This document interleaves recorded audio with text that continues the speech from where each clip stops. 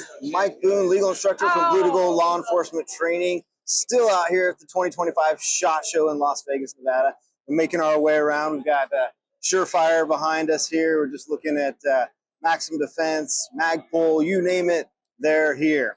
So we're doing another roadside chat since we're out here today. And this question comes from an officer out in Iowa. And here's the question. Is a subject being labeled use caution, armed and dangerous, or known to assault officers in our local system enough to justify a Terry sweep of the vehicle and or a Terry pat of him? If we make a traffic stop and the driver or passenger has cautions in his local jacket, such as armed and dangerous, can we, with nothing more, do a protective sweep of the vehicle? Does this also allow a Terry pat of him or her? Well, there's something in the middle of that question right there that I always have a caution with, without anything else. Almost kind of like a automatic type question. And I'm not a fan of anything automatic that we do in law enforcement. There's always got to be some sort of articulation, some sort of specific facts that are going on. Now, granted, an indicator that says this person is armed and dangerous is a significant factor in our safety out there and what we can do with a person. So let's break it down a little bit here.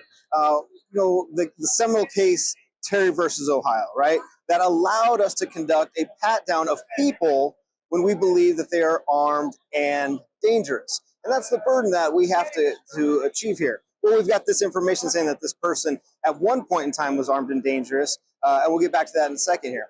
And then the question also says, can we do a frisk of that vehicle? And that comes from a case called Michigan versus Long, essentially where Long was driving down the highway, kind of weaving around, ends up crashing into a ditch. Well, officers are suspecting him of under the influence of alcohol, but he starts walking back towards his vehicle, and the doors open, the officers approach, and they can see the handle of a knife kind of sticking out of the door handle there. Well, the officers, detain Long, and they recover that knife for their safety concerns. And they also had, beliefs that maybe there's some other weapons in that vehicle that they didn't want Long to access. So in trying to make sure there wasn't any other weapons in there, they end up finding marijuana kind of near the center console.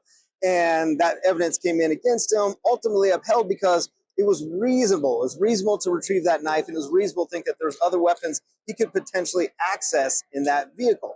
But it all came with articulation. And in the Terry case, when we talk about patting down people, it was all about Detective McFadden, Martin McFadden, who'd been on the Ohio Police Department, Cleveland Police Department for like 39 years, and he was watching Terry and his cohorts walk back and forth in front of a travel agency and a jewelry store, and their behavior was suspicious. And he believed, based on his observations, that they were potentially going to commit a robbery. So he ends up stopping them. As the story goes, they said something kind of incoherent, and McFadden pats them down. He ends up recovering 2 guns out of the 3 guys there, and that is kind of the birth of our pat down. But again, it all came from specific and articulable facts as to what he saw. All right, so there's a little bit of groundwork. So back to our question here, can we automatically, without anything else, pat a person down or do a protective sweep of the car if it is in a scope notation? Well, I want to see some more. And the good news is there's going to be something. There's always going to be some factors out there that we observe, but maybe sometimes we don't pick up on in our articulation. Things like high crime area. All right, high crime area is something, but tell me why. Why specifically is this where you're at a high crime area, and what's going on right now? Is there recent shootings, violence, robberies, whatever's going on in this area right now? Tell me why you believe is a high crime area. And that's a factor to be so. Other things like the occupant's behavior. What was this person doing when you stopped the vehicle? Did they pull over right away? Did they short stop you? Or did they take a while to pull over? Were they looking around in the rearview mirrors at you? We always use the tagline furtive movement. So that's kind of a conclusion, a furtive movement. What were they doing? Were they looking back at you, reaching underneath the seat as you approach?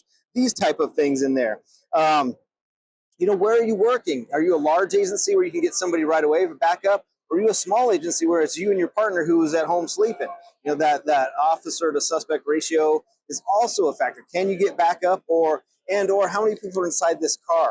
These are the things that I want the totality of the circumstances. Totality of the circumstances are going to allow us to now start to articulate and convince people of this armed and dangerous. When pat down the person, articulate armed and dangerous. If you want to frisk the vehicle under long, tell me why they could break free and access a weapon and use it against you. Now, going back to where we started, armed and dangerous in there. You know, when was that? Was it from a week ago from an agency nearby, or was it from 20 years ago? That's going to, you know, be a little bit of a factor in playing into this here, but use it as part of your totality puzzle. Put all those pieces together, articulate why you believe this person is armed and dangerous, articulate why you could do a protective frisk of that car, and then when it's safe to do so, get it done. Just a quick note on frisking the vehicles. When it is safe to do so, do it. Don't hang out when your partner gets there to help you out and talk about lunch, about the game last week, or whatever else is going on. Show the courts that you truly have an urgency, a concern about this person accessing a weapon and maybe using it against you. All right? So with nothing more, I want to see something else. I want to see some articulable factors. I'm sure you can find them. Just pay attention to it. Check out our reasonable suspicion pocket guide. That gives you a lot of factors to look for in articulation of these things. We also have our bulletproof report writing classes that, again, also a deep dive into articulation of what we're doing out there. All right. Hope this helps. Again, we're always appreciative of you all out there. Check out our channel, subscribe, like. If you have any questions, send it out to bluetogold.com and we will get your question answered. Stay safe.